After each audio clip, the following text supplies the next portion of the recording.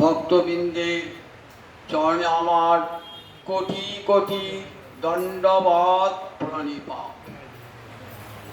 শ্রীমদ্ ভাগবতের মহিমার কথা আপনাদের শোনাচ্ছি কয়েকটি সপ্তাহ ধরে। এই ভাগবতের মহিমা অনন্ত, বলে শেষ করা যায় না।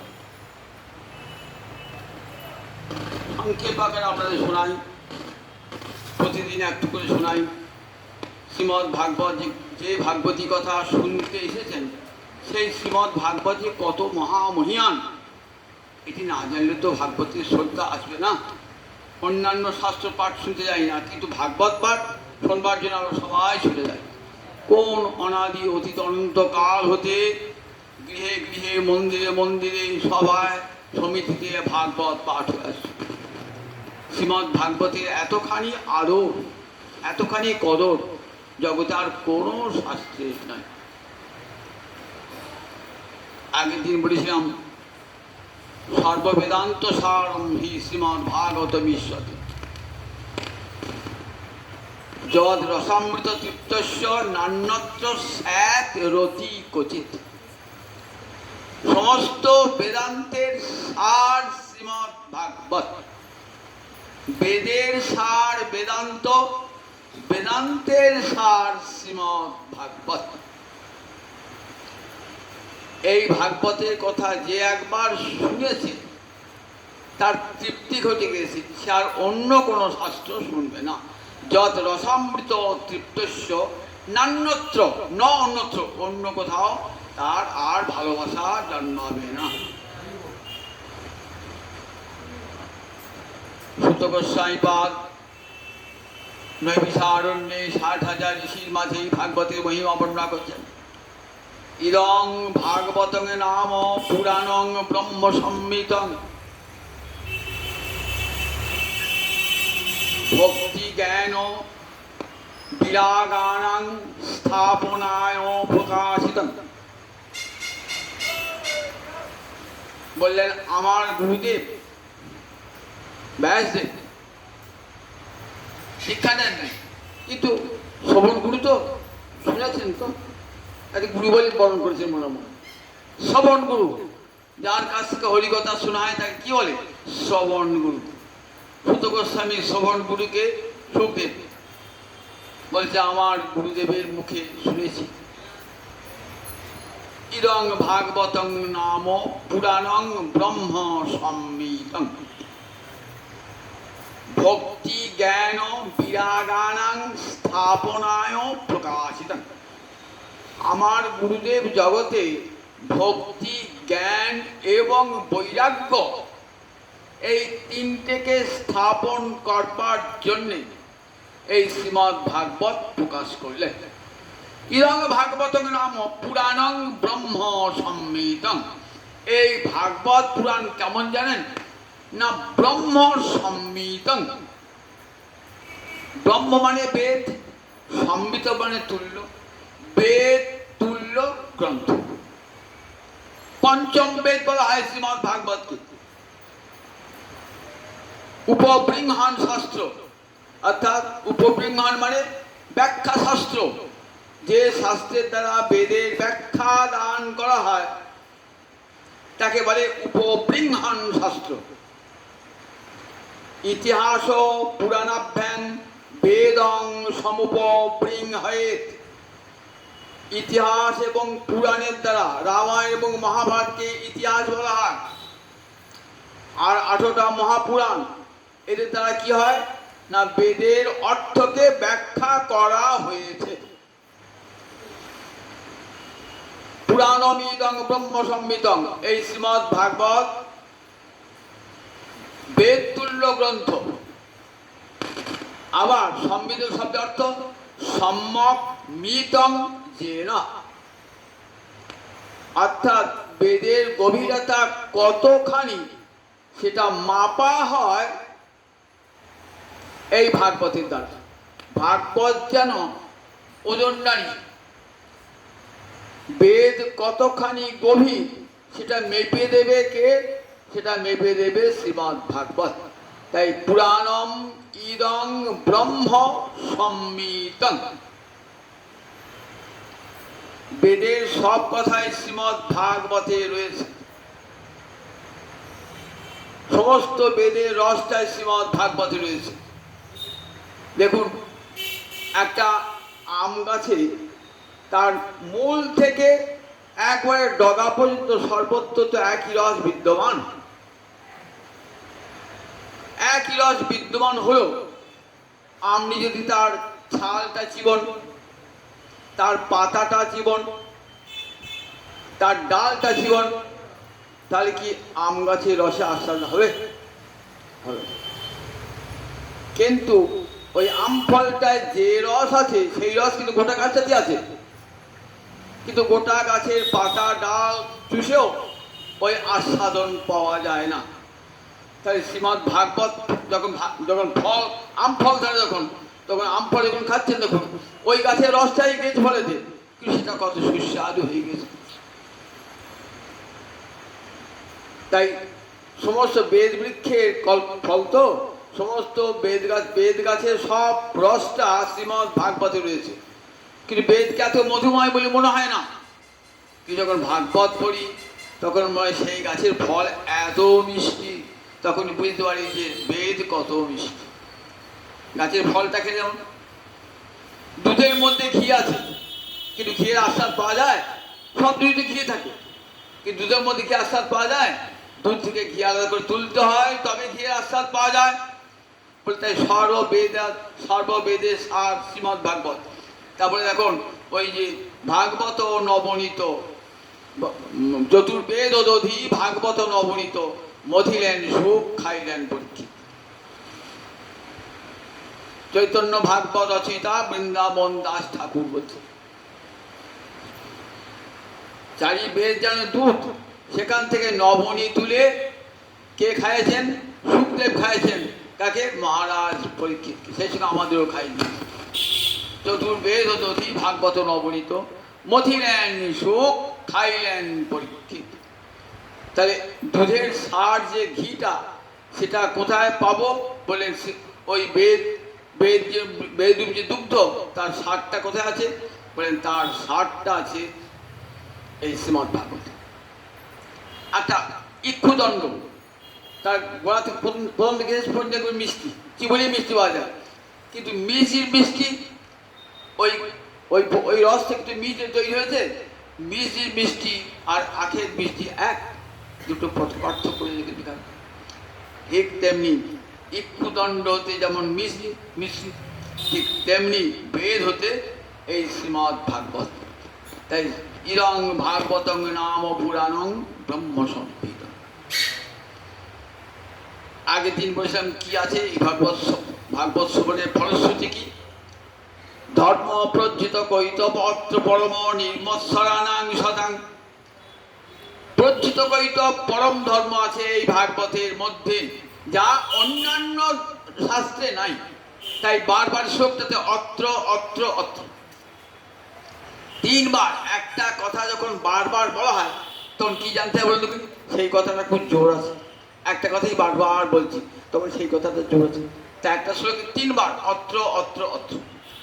অত্র মানে এইখানে, বলে এইখানি আছে, এইখানি আছে, এইখানি, আর কোথাও নাই, আর কোথাও নাই। এটা বোঝাবার জন্য বারবার অত্র অত্র অত্র। পরম ধর্মের কথা আর জগতের কোনো শাস্ত্রে নাই, একমাত্র শ্রীমদ্ ভাগবতী আছে। বেদং আগের দিন প্রচিত পর্ণের কথা ব্যাখ্যা বুঝিয়েছি। আজ আসুন বেদং বাস্তবমাত্র বস্তু শিবদং তাপত্রণ মূলনম। বেদং মানে বিদ্যা অর্থ জানা। বেদং মানে যিনি জানার যোগ্য, তাকে বেদং বলে। যিনি জানার যোগ্য, যিনি জ্ঞাতব্য। তাহলে পৃথিবীতে জানার বস্তু তো অনেক রয়েছে। বলে না গো না, পৃথিবীতে জানার বস্তু অনেক থাকলে একটা বস্তু না জানলে কিছুই জানা হয় না। গীতার সপ্তম অধ্যায়ে দেখবেন ভগবান অর্জুনকে বলছেন, অর্জুন তোমাকে একটা জ্ঞানের কথা বলবো, যশ জ্ঞাত্বা নেহ ভুয়ো অন্য জ্ঞাতব্য অবশিষ্ট। এমন জ্ঞানের কথা বলবো আর তোমার কিছু জানার বাকি থাকবে না, আর জানবার কিছু বাকি থাকবে না। যস্মির বিজ্ঞাতে সর্বম ইদং বিজ্ঞাতং ভবতি। যাকে জানলে সব জানা হয়ে যায়। অশ্রুতং শ্রুতং ভবতি, যা কোনোদিনই শুনি নাই সেটা শোনা হয়ে যায়। অবিজ্ঞাতং বিজ্ঞাতং ভবতি, যা জানি না সেটা জানা হয়ে যায়। এক বেদেকে বলে এক বিজ্ঞানে সর্ববিজ্ঞান। একজনকে জানলেই সব জানা হয়ে গেল। ভগবানকে জানলেই সব জানা হয়ে যায়। বেদ বিদ্যাদই কিছু নাহি জানত, সে যদি গৌরাঙ্গ করে সার। নয়নানন্দেতে ভানে সেই শেষ কলি জানে, সর্ববিদ্যা করো তলে তার। সর্ববিদ্যা সর্বসিদ্ধি তার করতলে। দেখো গৌরচরণ গোবিন্দচরণ সার করেছে, তার পৃথিবীতে আর জানার কিছুই নাই, সব জানার শেষ জানা।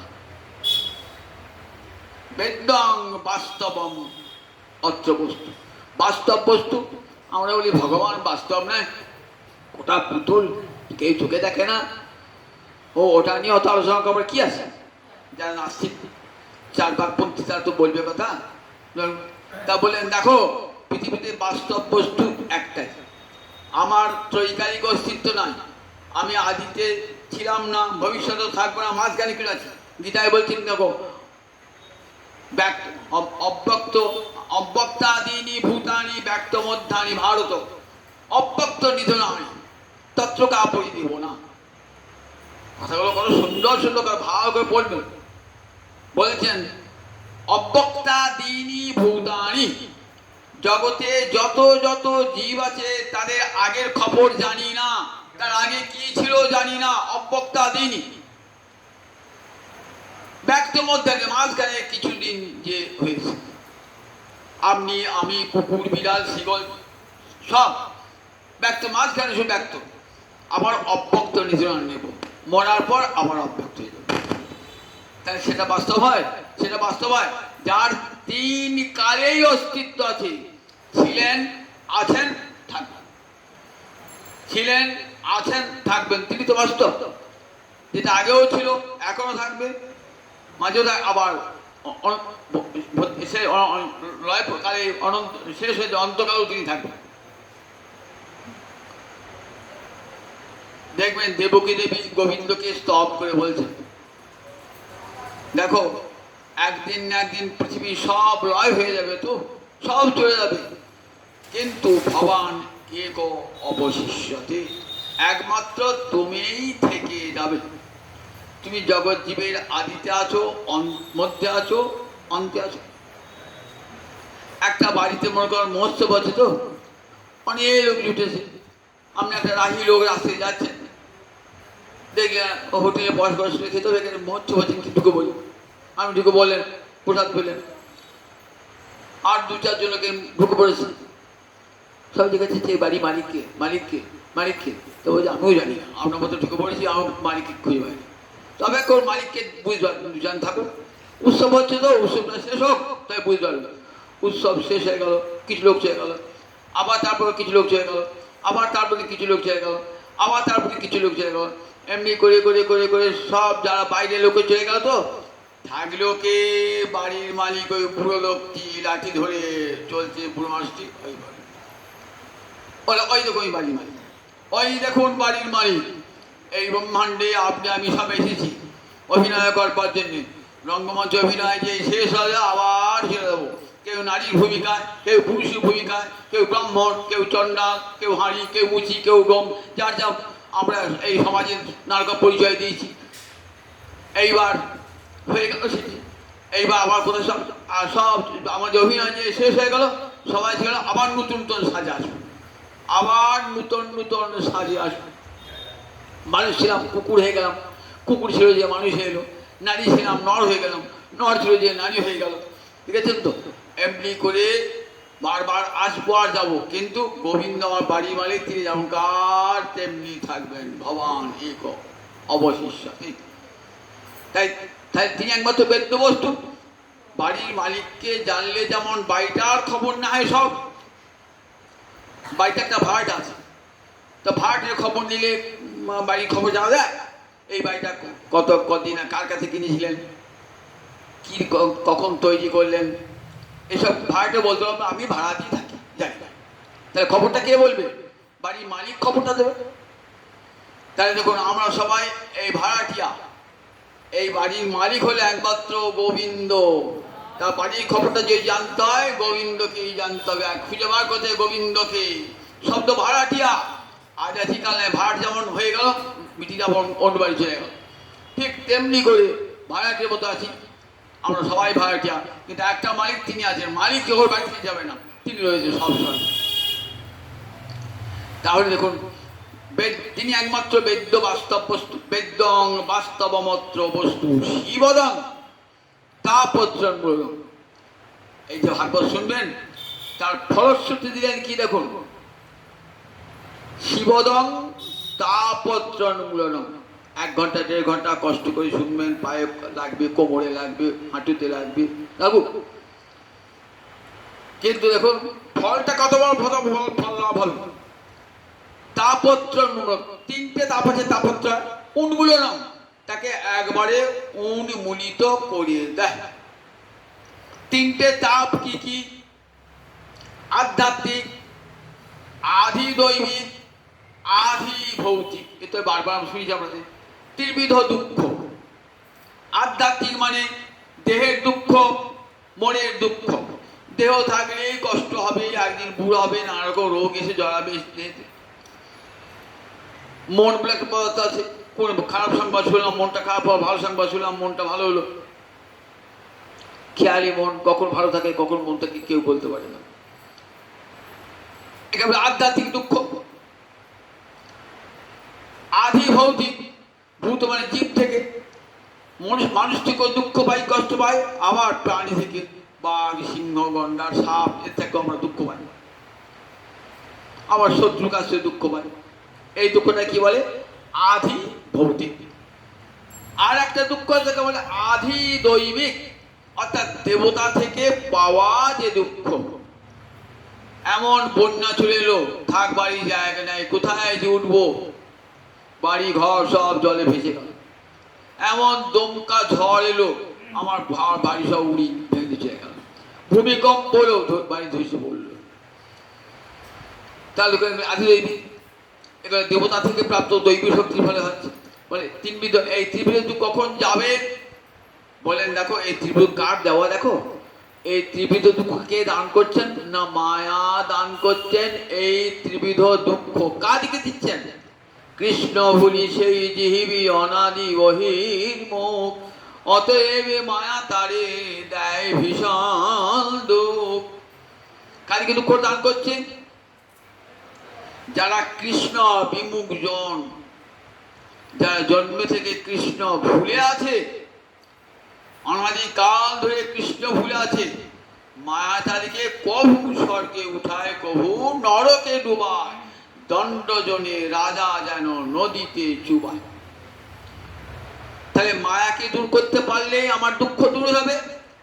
মায়া কি করে যাবে? দান ধ্যান ব্রত তপস্যা করলে মায়া যাবে?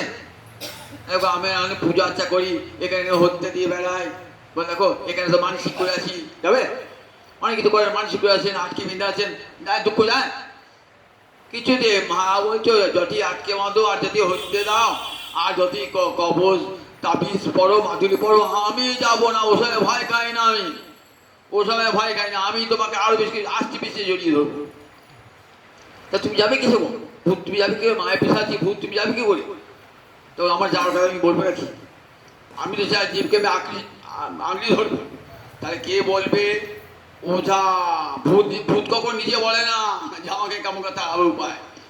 ওঝা জানে কেমন করে ভূত তাড়াতে হয়। সেই ওঝাটাকে না গুরুদেব হলেন সেই ওঝা। গুরুদেব দেখেন দুঃখ পাচ্ছে, কষ্ট পাচ্ছে, দেখ আমি ভূত ঝেড়ে দিচ্ছি, আমার বাড়ি আমার ঘর, তোর বাড়ি তোর ঘর, তোর ছেলে তোর মেয়ে, কোনটা তোর বাড়ি, কোনটা তোর মেয়ে, কোনটা তোর ছেলে, তুই কে, কোথা হতে এসছিস? গুরুদেব বলেন, দেখ সব মিথ্যা পরিচয়, এতে ভুলে থাকিস না। মায়া ভূত তোকে পেয়েছে, ভূতে পেলে একটা কথাও ঠিক বলে না। বললাম আমার গায়ে দিকে চলবে আছে, একটা মেয়েকে বিয়ে হয়েছে তো বসে ভূতে পেয়েছে, ভূতে পেয়েছে, কোথায় এসে ছাতা পিটুচ্ছে, মুখে আগুন ভরে দিচ্ছে, কত কি করছে, দাঁতে করে আগ ঘোড়া জল নিয়ে যাচ্ছে। সে ভূত যাবে কেন, ওটা তো যাচ্ছে, ওটা ছেড়েই যাচ্ছে, ছেড়েই যাচ্ছে। 3-4 দিন পর মানে সুস্থ। আসলে মাথা খারাপ হয়েছিল। যাক, ভূতাবিষ্টান ভূত ঝাড়াবার জন্য আমরা ওঝা নিয়ে আসি তো, ঘুরতে বলে দেখে আমি ঝাড়িয়ে দিচ্ছি, আমি একটা মন্ত্র কানে কানে দিয়ে দিচ্ছি। সেই মহাপ্রভু সমুদ্রে স্নান করতে, সমুদ্রে নাচতে আসতে সমুদ্রের জলে ঝাঁপ দিলেন তো, একটা জালিয়া জাল ফেলেছে, জালিয়া জাল ফেলেছে, জালেতে দেখছে বাবারে একটা মাছ না, একটা বিরাট মানুষ উঠেছে। আমি তো রাত্রেবেলায় মাছ ধরি, আমি তো কেউ ভয়ে ঋষিকোদে যত ঋষিকোদে বসে তার জড়িয়ে জড়িয়ে ধরছে, ভূতটা জড়িয়ে ধরছে। ওরে বাবা, ভূত ভূত সুরক্ষিত আসছে। এদিকে সর্বদামোদর গোবিন্দ সব খুঁজে বেরিয়েছেন, দেখছি যে এটা খাবার মতন ছুটছে তা আসছে, ভূত ভূত ভূত আসে। কি হলো গো? বলে না, একটা ভূত, একটা ভূত। কিরকম ভূত? বিরাট লম্বা ভূত একটা, জালে পড়েছে, রোজ মাছ ওঠে, আজ মাছ না ওঠে ভূত উঠেছে। যত নৃসিংহ মন্ত্র বলছি তত বেশি চাপিয়ে ধরছে। বুঝতে পেরেছে সর্বদা বলতে, আমি ভূত জানানোর মন্ত্র জানি, আর আমি বলতে দিয়ে মাথা থাপিয়ে দিয়ে হরে কিছু মহামন্ত্র দেয়। বলে ওটা ভূত নয় রে, ওটা ভূত নয়, স্বয়ং ভগবান গৌরাঙ্গ হরি দেখেছি করে দেখি, ওটা তাকে দেখি যাবি, চল ভালো। ভূত পেলে ভূত আবিষ্ট হয়ে যায় তো গুরুদেব এসে কি করেন, গুরুদেব এসে কানে মন্ত্র দিয়ে ভূত ঝেড়ে দেন, ভূত ঝেড়ে দেন।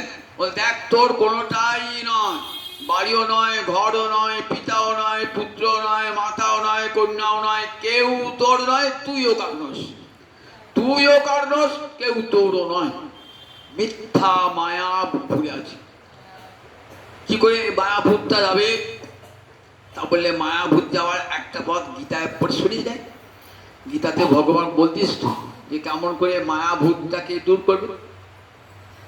দৈবিচ্ছেষা গুণ মায়া মম মায়া দূরত্বয়া মামেব যে প্রবর্তন্তে মায়া মেতাং তরন্তিতে। ওই তো গীতা যেমন মা বলে দিয়েছেন তো, মা বলেন ভূত তাড়াবি, ভূত তাড়াবার একটাই উপায়, গোবিন্দ চরণে শরণ গ্রহণ করো। ভূত আপনা আপনি পালাবে, ভূত আপনা আপনি পালাবে, মায়া আপনি পালাবে। যাহা কৃষ্ণ তাহা নাহি মায়ার অধিকার, যাহা কৃষ্ণ তাহা নাই। কৃষ্ণ সূর্য সম, মায়া হয় অন্ধকার। অন্ধকার এসে তো আমি লাঠি গুলি সরছি নিকা অন্ধকার তাড়াবে, যতই লাঠি আনো গুলি করো, আমি সরছি না। কখন সরবি তুমি? সূর্য উঠুক, সূর্য উঠলে আমি সরব। তাহলে মায়াকে কখনই তাড়ানো যাবে না। একটাই, কখন কখন তাড়ানো যাবে? যখন আপনি মায়ার অধীশ্বর গোবিন্দ চরণে প্রপত্তি জানাবেন, তখনই মায়া আপনা আপনি চলে যাবে, আর কিছু করতে হয় না। সূর্য উঠলে আর লাঠি থেকে বার করতে হয় না, অন্ধকার তাড়াবার জন্য আপনা আপনি চলে যায় অন্ধকার। আপনি সূর্যের দিকে পিছিয়ে ফিরে আছেন, সূর্য আছে পিছনে, আপনি ভগবানকে পিছিয়ে রেখে দিয়েছেন। সূর্যকে পিছিয়ে রাখলে কি হয়? দেখবে যত এগোবেন না, ছায়াটা লম্বা হচ্ছে, ছায়াটা লম্বা হচ্ছে। তাহলে ছায়াটা দূর করবে কি করতে হবে? বলে মুখটা সূর্যের দিকে ঘোরাও। যেই মুখটা সূর্যের দিকে ঘোরালেন না, দেখলেন ছায়াটা আমরা পায়ের তলা পড়ে গেছে, ছায়াটা আমরা পায়ের তলা পড়ে গেছি। ঠিক তেমনি দেখো, যেই গোবিন্দ চরণে স্মরণ গ্রহণ করবেন, অমনি মায়া আপনা আপনি পালিয়ে যাবে। তার আগে মায়া তাহলে মায়া যেই চলে গেল, আমার তিনটে তাপও আপনা আপনি চলে গেল। আর তাপটা, এই তিনটে তাপ তাড়াবার জন্য আমাকে আর কিছুই করতে হবে না, তিনটে তাপ আপনা আপনি চলে যাবে, আপনা আপনি চলে যাবে। সূর্য উঠলে যেমন অন্ধকার চলে যায়, ঠিক তেমনি গোবিন্দ কৃষ্ণ সূর্যের আশ্রয় গ্রহণ করলে মায়ার অন্ধকার, তা থেকে দেওয়া যে ত্রিতাপ দুঃখ আপনা আপনি দূর হয়ে যাবে। শিবদান বলেন মঙ্গল দানকারী তো, শিব মানে মঙ্গল, মঙ্গল দান তো করেনি, সমস্ত অমঙ্গল দূর করে কল্যাণ দান করা, এটা তো কাজ। এর চেয়ে বড় কাজ কি? শ্রীধর স্বামী টিকায় লেগেন পরম আনন্দপ্রদম, পরম আনন্দপ্রদম। বললেন এই ভাগবত এমনই আনন্দপ্রদ শাস্ত্র। অন্যান্য শাস্ত্রে ভগবানের কত ঐশ্বর্যের বর্ণনা আছে, বলুন দেখি। মহাভারতপুর, রামায়ণ পুরাণ পড়ুন, সর্বত্র গোবিন্দে অনন্ত ঐশ্বর্যের কথা বর্ণনা আছে। কিন্তু আনন্দপ্রদ মাধুর্যের কথা একমাত্র অত্র শ্রীমতী ভাগবতী। একমাত্র মাধুর্যের কথা কোথায় আছে? একমাত্র শ্রীমৎ ভাগবতী মাধুর্যের কথা আছে। এই মাধুর্যের কথা যদি না থাকতো তাহলে ভাগবত শোনার জন্য এত লোক ভিড় করতো না। সুখদেব যখন ভাগবত রচনা করবেন না, তখন দেখছেন, মনে মনে ভাবছেন যে রাসলীলার কথা বলতে হবে। ব্রজ গোপীরা এসে দাঁড়িয়েছেন, দেখো সুখদেব, তুমি রাসের কথা বলবে না, রাসের কথা বললে আমরা লজ্জা পাবো, রাসের কথা বলো না। তা বলে আমি রাসের কথা না বলি তাহলে তো ভাগবত অন্তঃসার শূন্য হয়ে যাবে। রাসের 5টা অধ্যায় আছে, 29, 30, 31, 32, 33। 5টা অধ্যায় আছে। 5টা অধ্যায়কে কি বলা হয়? পঞ্চপ্রাণ। ভাগবতের পঞ্চপ্রাণ। শ্রীমৎ ভাগবত হলেন স্বয়ং ভগবান।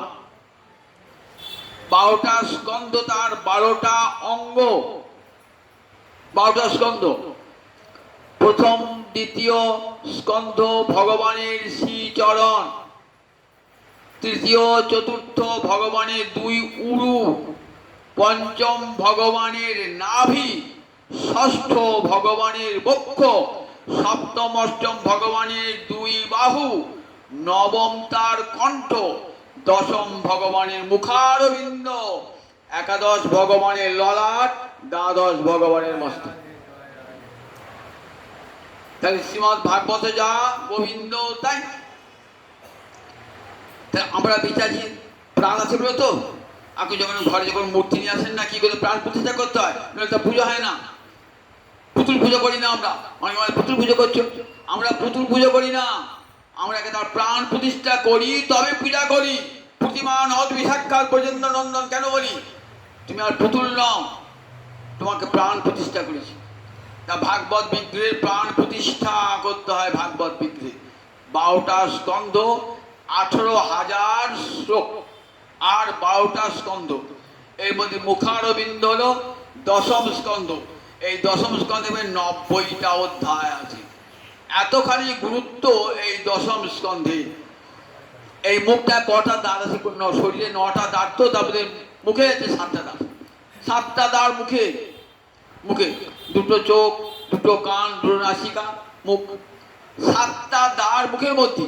তাই মুখটার যখন কতখানি গুরুত্ব, এই মুখ দেখে বোঝা যায় লোকটা পাজি না বদমাইশ, না লোকটা ঠান্ডা ধীর। মুখ দেখে বোঝা যায়। মুখটাই আকর্ষক সবারই, মুখটা দেখে বোঝা যায়। দেখবে অপরাধ বিজ্ঞানী দেখা যায় তার মুখটা চেনানো হয়, যে মুখটা দেখে লোকটা বদমাইশ কিনা দুষ্ট কিনা মুখ থেকে বোঝা যায়। তাহলে মুখটা একটা গুরুত্ব আছে, সমস্ত চৈতন্যের প্রকাশ মুখেই হয়, চৈতন্যের প্রকাশ।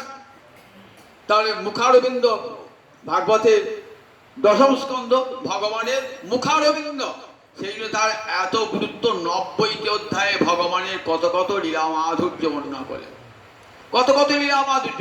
তার মধ্যে রাসলীলা হলো মুকুটমণি সমস্ত লীলা। এবং এই থেকে ভাগবতের পঞ্চপ্রাণ বলা হয়েছে। 5টা প্রাণ কি কি?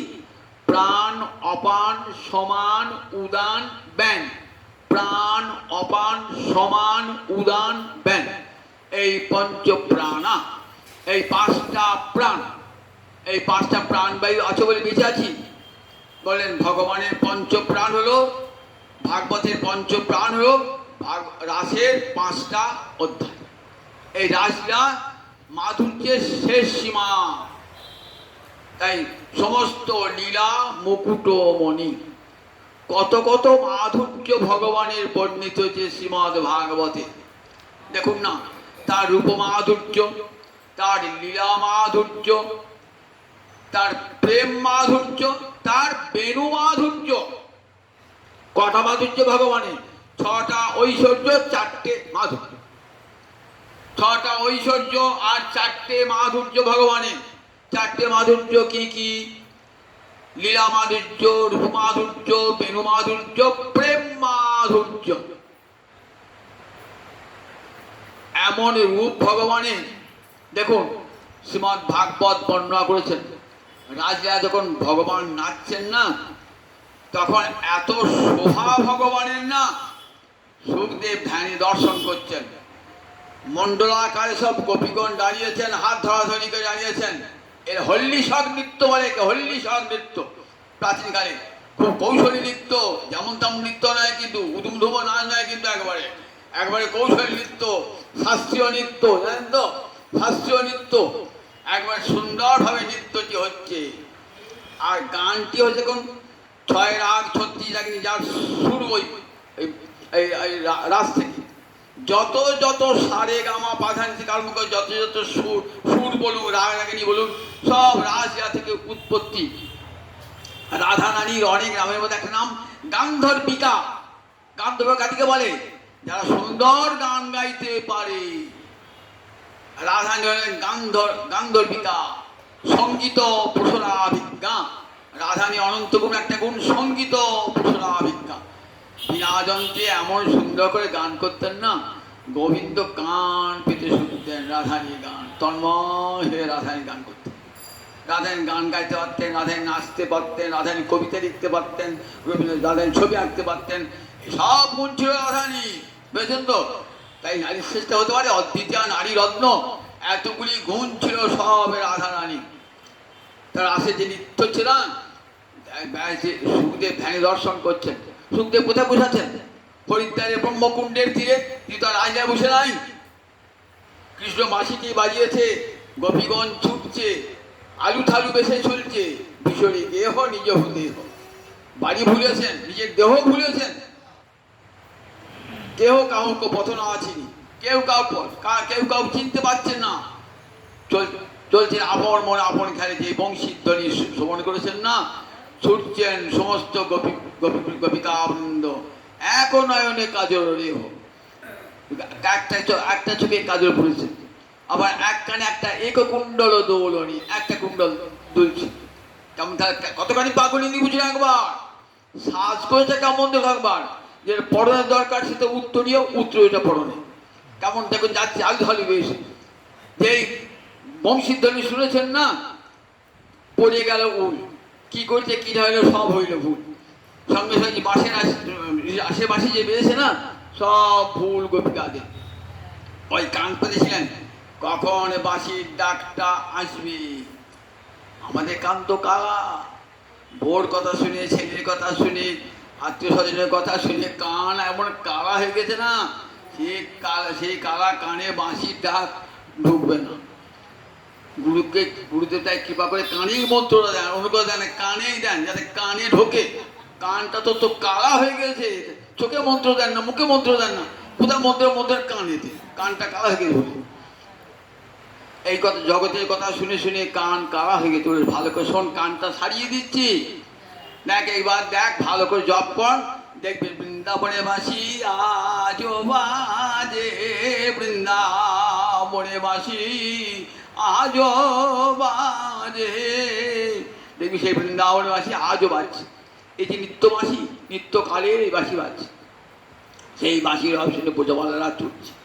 পাগলিনী হয়ে দেখো কেমন করে কৃষ্ণ ভজন করতে হয়। দেখো সব দেহ গেহ সব ভুলে চলেছেন গোবিন্দ চরণে। সুখদেব ধ্যান মগ্ন দৃষ্টি দেখছেন সেই গোপীদের ছোটা, তারপরে গোপীরা আসে দাঁড়িয়েছেন, কেমন করে সুন্দর করে দাঁড়িয়েছেন। বলছেন দেখো, তত্রাতি সুশিবে কৃষ্ণ, তত্রাপি সুশিবে দেবকী নন্দন। দেখো আজ দেবকী নন্দনের কেমন অতিশয় শোভা, অতি সুশুভে। সুশুভে মানে সব আছে, তার শোভা তো ভগবানের যে কোনো রূপে শোভা পাবে। রামরূপেও তার শোভা আছে, নৃসিংহরূপেও তার শোভা আছে, বামন রূপেও তার শোভা আছে, সব রূপেই তার শোভা আছে, কোন রূপে শোভা নাই? এটাই অতি সুশুভে। আজ এমন শোভা আর কোনো ভগবানের নাই। দেখো মধ্যে মণিনাং হৈমানাং মহামারগতা, দেখো সব গোপী কেমন হেমবর্ণের মণি, হেমবর্ণের মণি, আর মাঝখানে ইন্দ্রনীলমণি আমার গোবিন্দ নৃত্য করছেন। মাঝখানে ইন্দ্রনীল, মধ্যে মণিনাং হৈমানাং মহামারকত, মহামারকত মানে মহা ইন্দ্রনীলমণি। দেখছেন, ধ্যানে ধ্যানে দর্শন করছেন দত্তাদি শিবী ভগবান।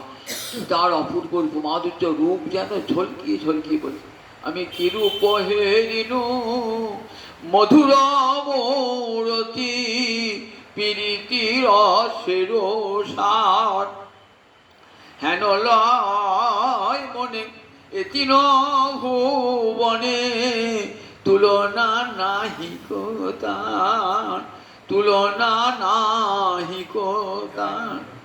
বড় বিনোদিয়া চূড়ার টালনি কপালে চন্দন চান, যিনি বিধু বড় বদন সুন্দর রমণী মোহন পান। আবার নব জল ধর রসে ধর ধর বরণ চিকন কালা, আমার অঙ্গেরি ভূষণ রজত কাঞ্চন মণিমুকুতার আলান। আবার জোড়া ভুরু যেন কামেরি কামান, কেবা কইল নিরবান। তরল নয়নে তীরথ চাহনি বিষম কুসুমবান। আবার সুন্দর অধরে মধুর মুরলী, হাসিয়া কথাটি কয় দ্বিজ ভীমে কয় অরূপ নাগর, দেখে কি পরাণ রায়। বলুন দেখি আর কোন ভগবানের এমন রূপে বর্ণনা আছে? দেখাতে পারবেন? গোবিন্দ ছাড়া আর কোন ভগবানের এত সুন্দর রূপের বর্ণনা দেখাতে পারবেন না, পারবেন না। এত তার মাধুর্য। বৈষ্ণব কবিরা ধ্যানে দর্শন করছেন সেই রূপ, আর সেই রূপ দেখে বর্ণনা করছেন যেন একবারে জ্বলন্ত। একবারে না দেখলে কখনো রূপে এত সুন্দর বর্ণনা হয় না। চোখের সামনে দেখছেন চণ্ডীদাস, দ্বিজ ভীম, কবি দ্বিজ ভীম, চণ্ডীদাস, জ্ঞানদাস, ভগবানের সেই অপূর্ব রূপ দেখে এলাম তারে সইগ, দেখে এলাম তারে একই অঙ্গে এতই রূপ নয়নে না ধরে। না দেখলে কি এ কথা লিখতে পারে কেউ? দেখছেন কবি জ্ঞানদাস চোখে দেখছেন অপূর্ব রূপ বেঁধেছে বিনোদ চূড়া, নবকুঞ্জা দিয়া তার উপর ময়ূরের পাখা বামে হেলাইয়া, মোহন মুরলী হাতে কদম্বে হেলন, দেখিয়া শ্যামের রূপ হইলামি অচেতন। গৃহকর্ম করিতে এলায় সব দেহ, জ্ঞান দাসেতে কহে বিষমে শ্যামের লেহ। আর গৃহকর্ম করতে পারছেন না গোপীরা, সব দেহ এলাই চলে যাচ্ছে।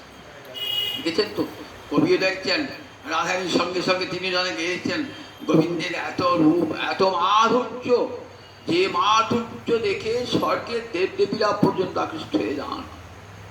এত এত রূপ, তারা সেই মোহন রূপ দর্শন করে উপর থেকে পারিজাত পুষ্প ছিটিয়ে দেন উপর থেকে, এত রূপ দর্শন করে, তাই এত মাধুর্য। আবার যখন বাঁশিটি বাজান মুরলীর অবতরলীকৃত মুনি মানস নলিনং, ধ্যান করছেন যোগী, হাজার হাজার বছর ধরে ধ্যান করছেন। যেই গোবিন্দের মুরলীধ্বনি বাজল, কেউ মন টলাতে পারবে না, কিন্তু গোবিন্দের বাঁশি যখন বাজছে মুনির মানস তলে, তখন মুনির মন টলে যাচ্ছে।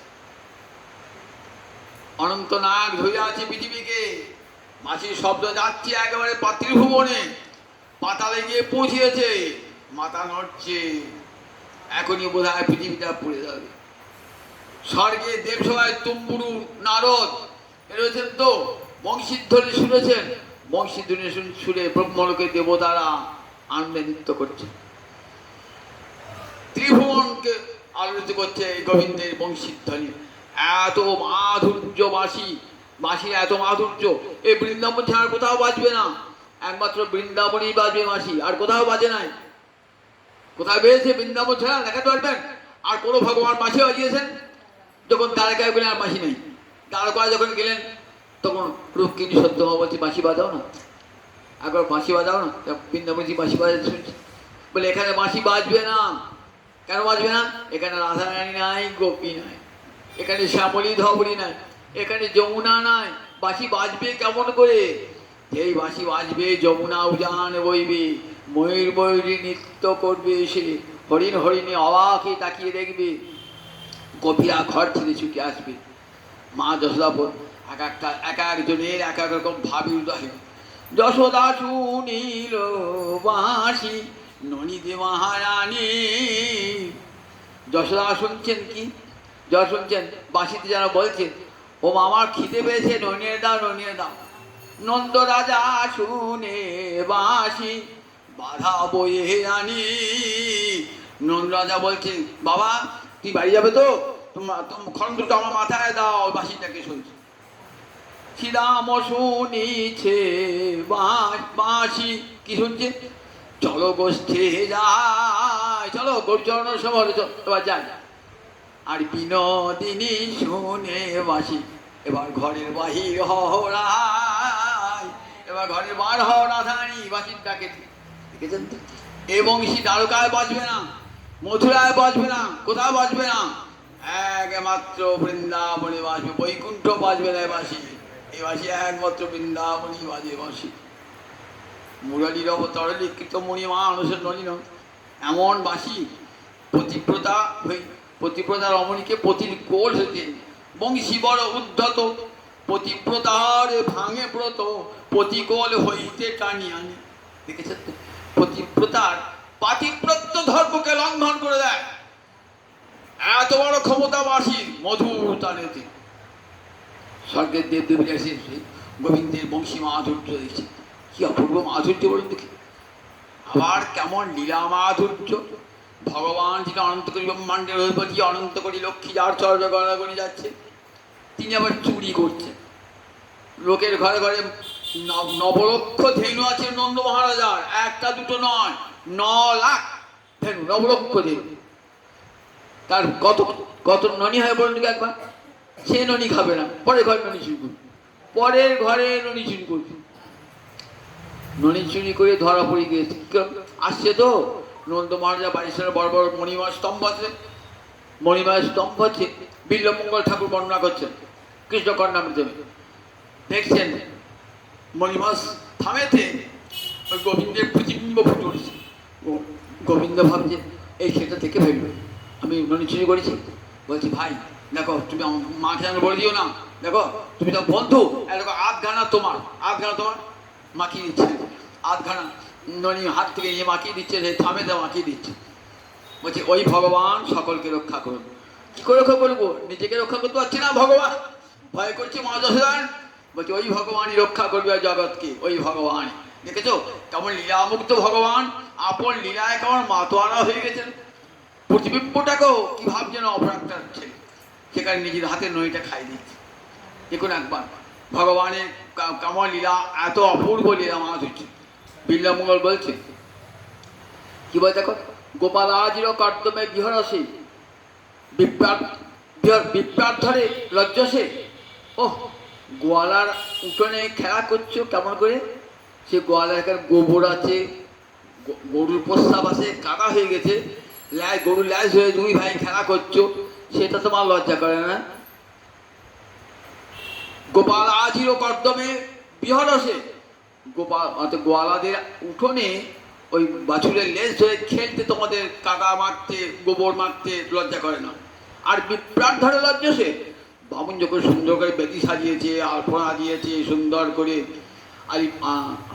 আলেপন করেছে, সেখানে রাতে করে ডাকছে, যাও আবির আবির মধ্যে জানো তো, সেখানে তোমার লজ্জা লাগে দিতে। ওই গোয়ালার উঠোনে খেলা খেতে ভালো লাগে, গোয়ালার উঠোনে গোধন হুঙ্কৃত দেখো।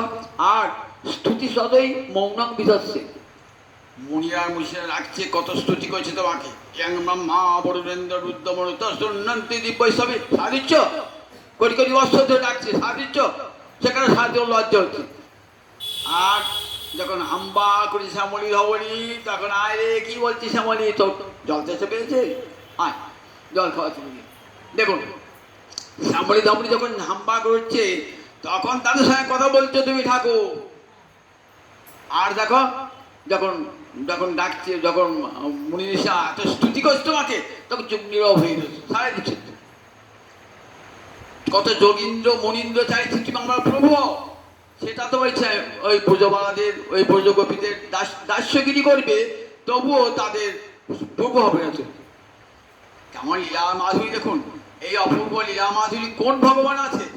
কোন ভগবানে এমন অপূর্ব মাধুরী নাই। কি অপূর্ব তার লীলা মাধুর্য! আবার কেমন অপূর্ব প্রেম মাধুর্য! এমন প্রেমের খেলা খেলেছে গোপীগণের, যেন তাদের প্রেমে বশীভূত হয়ে গেছেন ভগবান। চন্দ্রাবলীর কুঞ্জ থেকে রাধারানী কুঞ্জে এসেছেন, রাধারানী মানিনী হয়েছেন। রাধারানী তখন খণ্ডিতা নায়িকা, 8 প্রকার নায়িকা বলে এক নাম খণ্ডিতা নায়িকা। কলন্ত ছিলেন, সেখান থেকে খণ্ডিতা হয়েছে। খণ্ডিতা হয়ে কপিনী, নায়কের প্রতি কোপ প্রকাশ করবেন, ঠিক করেছেন।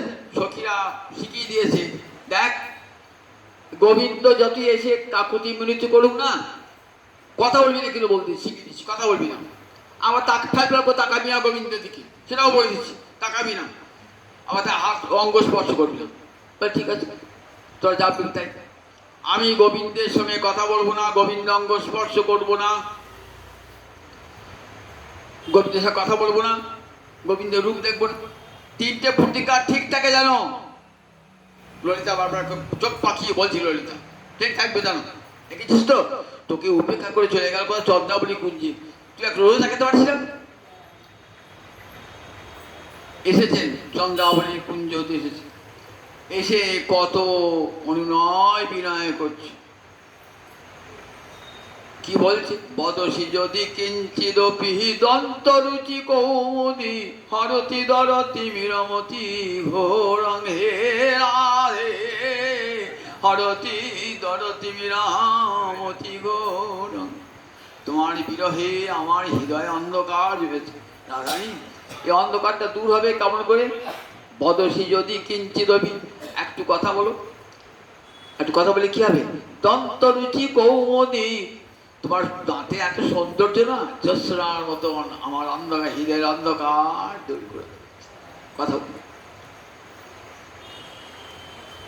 এতবার করে গোবিন্দ, তমসি মম ভূষণ তমসি মম জীবন, তমসি মম ভব জলদি রত্নং, তুমি আমার ভূষণ, তুমি আমার জীবন, তুমি আমার ভব সমুদ্রের রত্ন।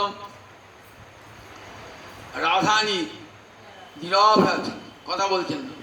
সখীরা মন্দিরে সব দাঁড়িয়ে আছে, তাকাবি না। ললিতা বিশাখা বলছে, দেখ শ্যাম আজ কি সেজেছে রে, কি সুন্দর রূপ, দেখ ওই রূপে নয়ন দিলে নয়ন ঘোরানো যায় না বল।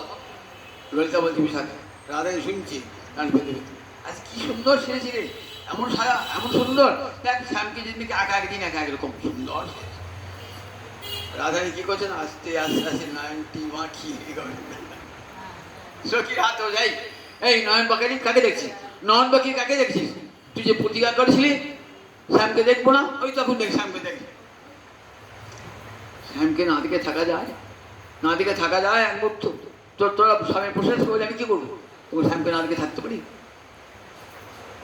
আমার দুটি নয়ন তো শ্যামের দিকেই ধাবিত হবে। আমি যদি নয়ন মুদে থাকি অন্তরে গোবিন্দ দেখি, নয়ন মেলিয়া দেখি শ্যাম।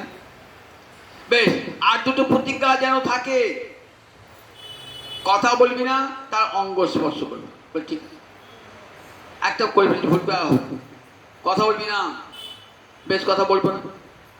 এইবার বারবার বলছেন তো, বারবার বলছেন। তখন এবার রাধারানী থাকতে না পারে কি বলছেন, যাহি মাধব যাহি কেশব মা মদ কৈতব বাদম। যাও যাও কেশব, যাও যাও মাধব, ওই তোমার কপট কথা শুনবো না। তুমি সবাই কি বলো, আমি তোমাকে ভালোবাসি, তুমি আমার জীবন, তুমি আমার ভূষণ, সবাই কি বলছো, চন্দ্রবাড়িকে বলছো, আমাকে বলছো, সবাই কি বলছো, যাও তোমার কপট কথা বিশ্বাস করি না আমি। সখীরাম মন্দির হেসে ফেলেছি। এই তো মাধবের সঙ্গে কথা বললি, এই তো ফুন্দিকাটা ভেঙে গেল, এই ফুন্দিকাটাও ভেঙে গেল তো কি করে বলে, বারবার বলছি তমসী মম জীবন, তুমি বলে ফেলো। এই তৃতীয়টা যারা মনে রাখবি, কিছু তার অঙ্গ স্পর্শ করবি না, না ঠিক, এই তৃতীয়টাই মরে গেল।